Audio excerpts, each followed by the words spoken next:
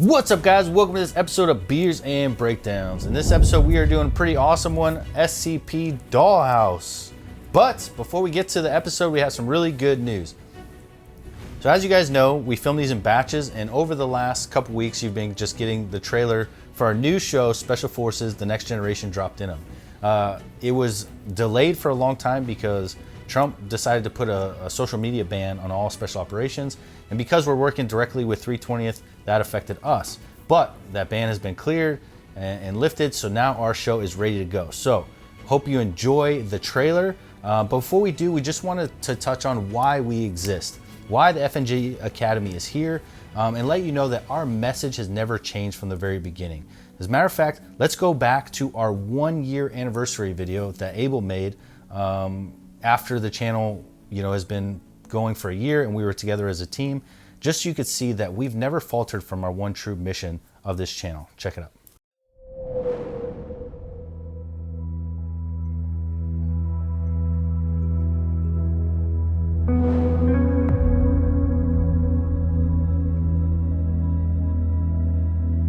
What's up, guys? Buck here, co-host of the FNG podcast and author of Rise Above, former Green Beret, former law enforcement, here to talk to you about 5 tips. Nothing has helped me more in my process of healing than helping other people. Doing the YouTube channel, figuring out ways to help people in the best and biggest way I can. What's up, guys? Buck back. What's up, guys? Welcome back to FNG Academy. So welcome back to FNG Academy. Welcome back to FNG Academy. Buck here, former Green Beret, here to help you guys get selected. There's a lot of stress that comes with trying to go this route. There's a lot of fear, there's a lot of anxiety. Yeah.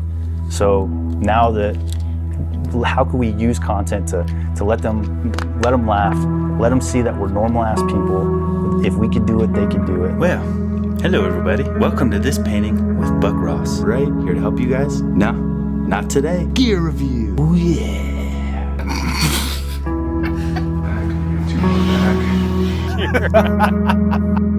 Wait till you read the book. The book goes into things that were really difficult to talk about. It goes into my failures. It goes into my failures as a Green Beret. It goes into my failures as a man, as a husband. The things that we went through growing up, getting shot at as a kid, things like that. Like, it's deep. If you guys have wondered how I've managed to get from basically, a police officer, no one knows who I am, to where I'm at now, obviously a huge part of that is I put together an amazing team. 2 Green Berets and an amazing videographer, all of whom I've known for years. They're my best friends.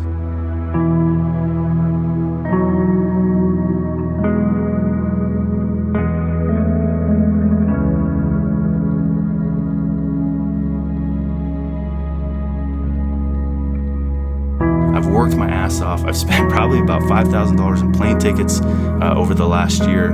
We started Wine and Rations with Andy Stump. Guys, what's up? Welcome to this episode of Wine and Rations. Recently, I was reached out to by a dude named Berets. I reached out to this guy and I was like, hey man, could you be like a surrogate dad, older brother figure for this guy? And he said yes.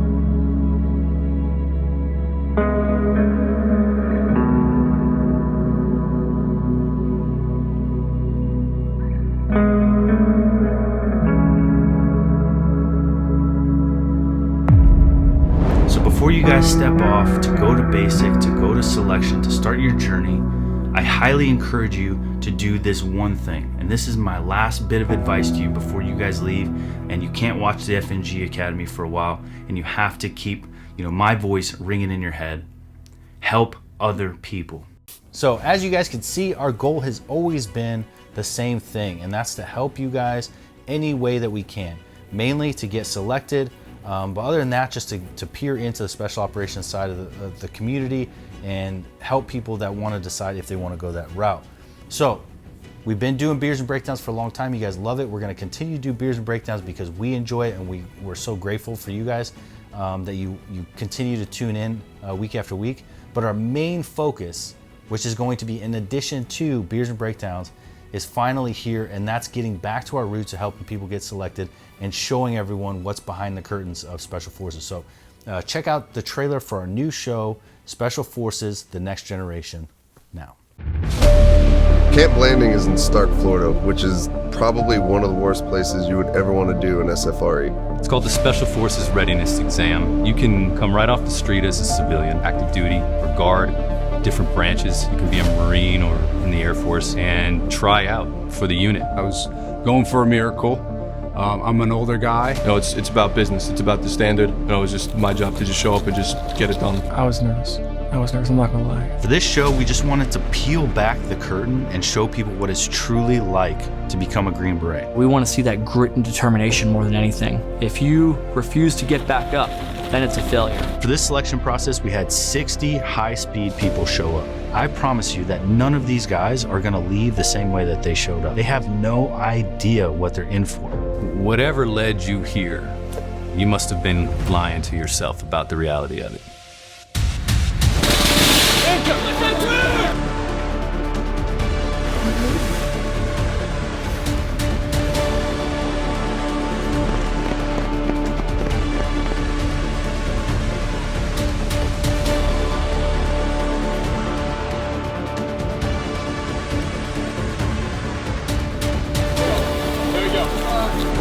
Bro!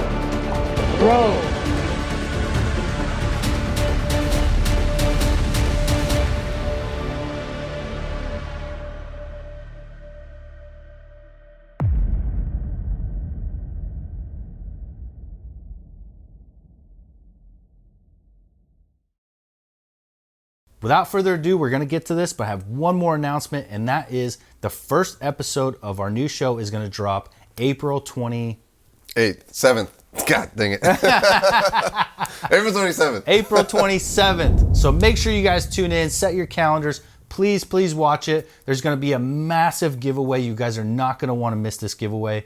Look out for the video that's coming to show you what is going to get given away, and I promise you, it hurts my heart to like have it leave my hands. It's a sick giveaway. It's so good. It's the best giveaway we've ever done, and that's all to get you guys to go to the show, watch it when it airs, and that's the way as many people see it as possible, because it really is the best thing that's come out since 2 Weeks in Hell. It is. You're not going to get a more intimate, raw, inside view of what it takes to become a Green Beret.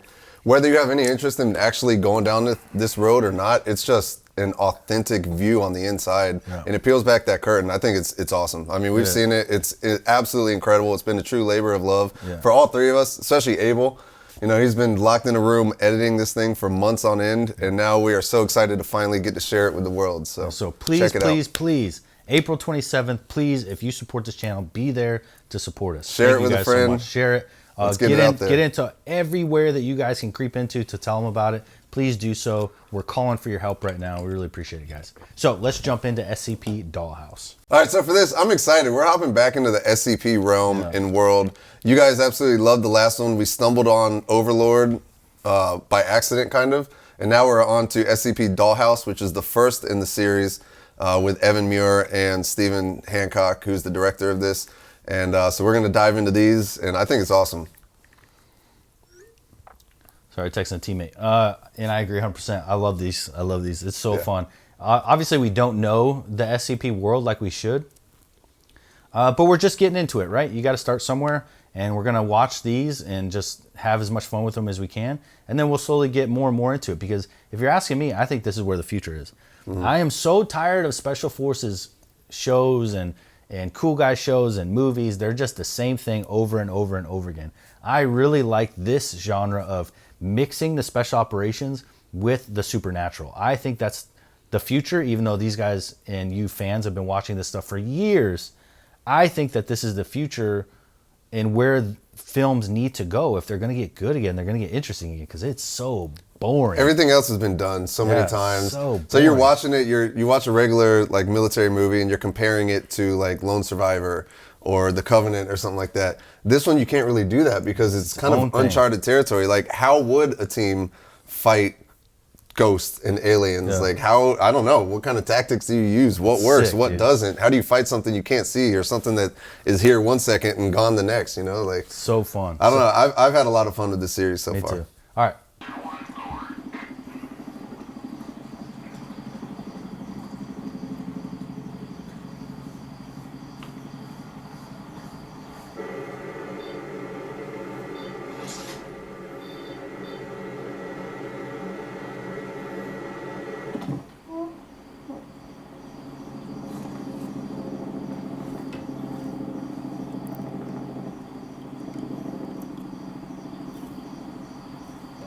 All right, so just watching that intro scene, I love the special operation tactics that they put into it. Obviously, you see that they're trying to do like a, which is, you know, infantry basic is that V wedge formation.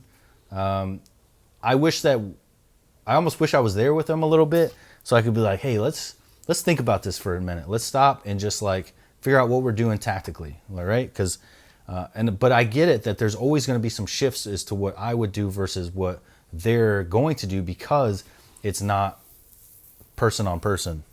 Like there is a supernatural side to it.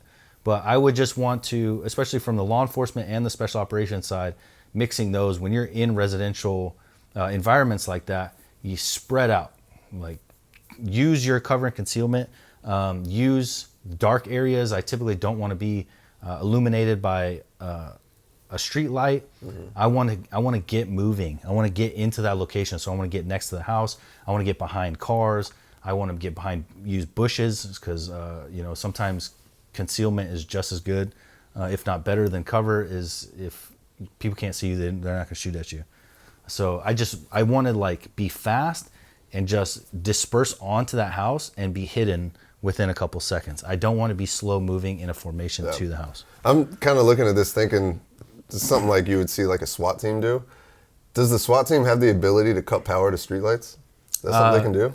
They can. They could do, I mean, you could do whatever you want, really, but as in, you have to justify that. So typically what a SWAT team will do is they'll just call the power company and then request them to shut it off. Okay. So, hey, we're going to do a hit. So to answer your question, yes, but it's just not going to be as crude as like... Right, just cutting the wire. Cutting the wire. Shooting the light. Yeah. So they'll just coordinate with the power company, be like, hey, kill power at this time. We're going to do an operation. And they absolutely can do that. Oh, that's cool.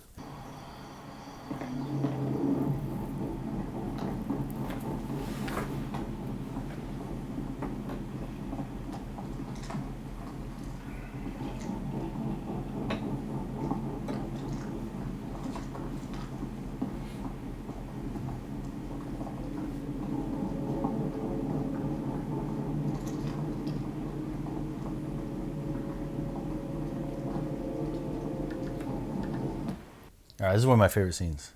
Yeah. So it's very clear that these guys shine in hallway clears. Yeah, like yeah, we saw that in Overlord. Yeah, so that's where like this group of guys like really know like, hey, in order to make this look good, we need to practice, we need to flow, and we need to make it be good. You can't fake the funk. So they do very well with their hallway clears. No talking, which I love. Yep.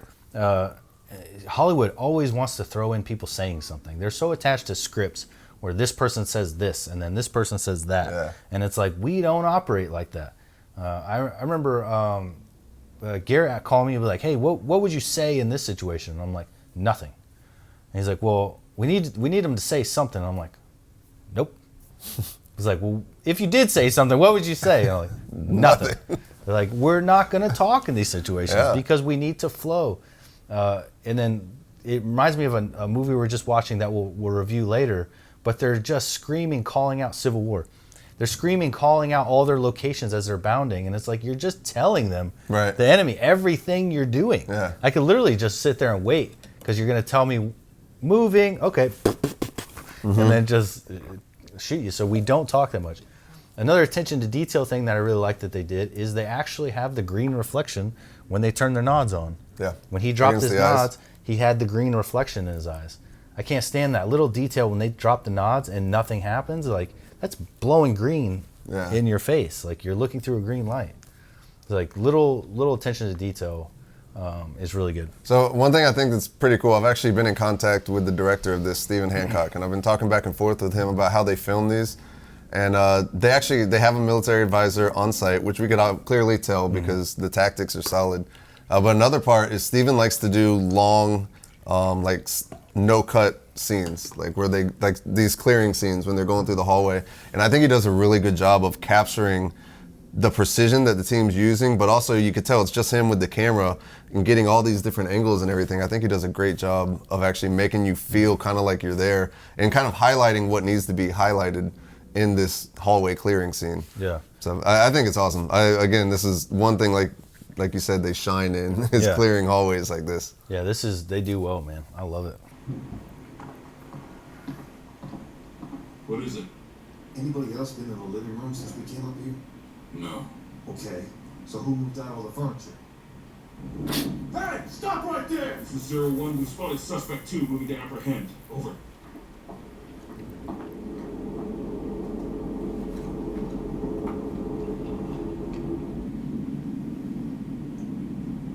This is 01. Lost contact with suspect 2. Searching the area. All right, so this is the first part of like, What's that? I don't like that. This house of horrors? Yeah, Or like- who moved out all the furniture? Yeah. Like, what do you mean who moved the furniture out? This is getting weird, dude. You start getting me in the weird stuff, and I'm just like, I didn't sign up for this. Pump the brakes. Right. I'm out.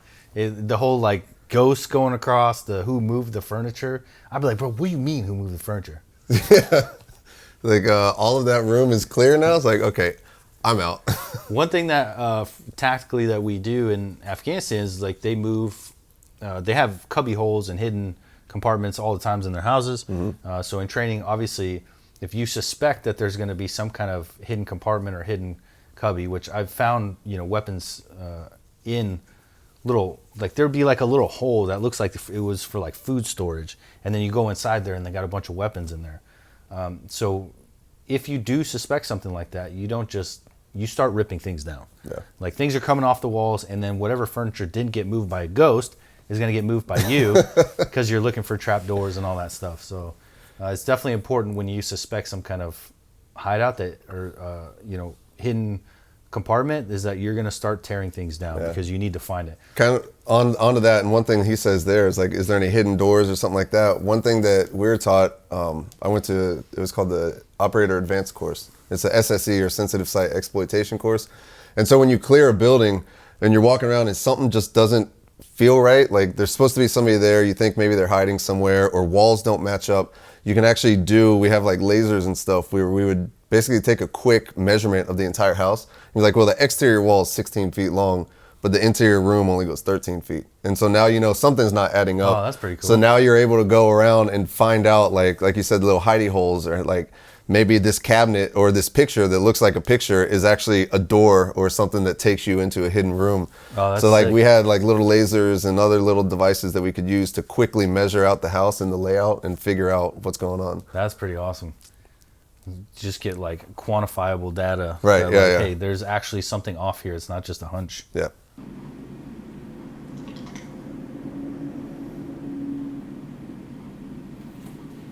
Coleman, you see something?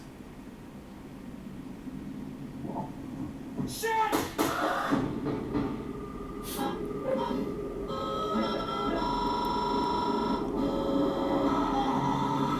Coleman, you good?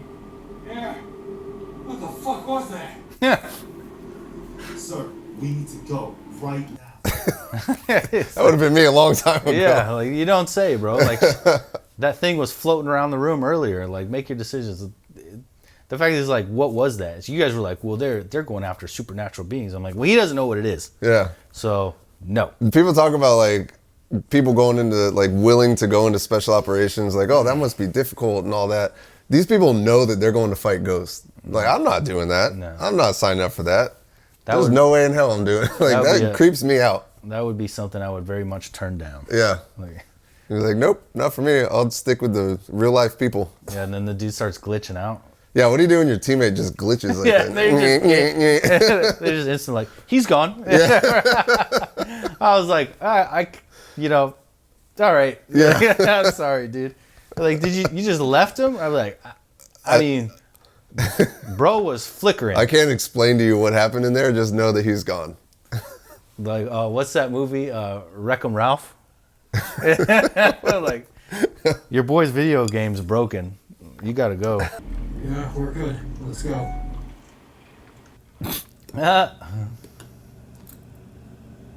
that dude's eyes. Nope. Nah, dude. Please no. That was a sick ending. Golly, man. See this? I don't know what they do a really good job of just like the creepy stuff like that. Like it's not floating towards you. It's not like crawling like a broken back like figure. Like it's just like jumping. And the guy gets all bug-eyed. Yeah, like I'd be like, no!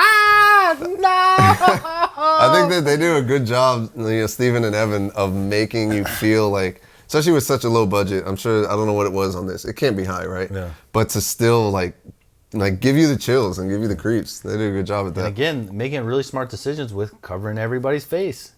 Like the minute you watch something low budget, it always comes out in acting.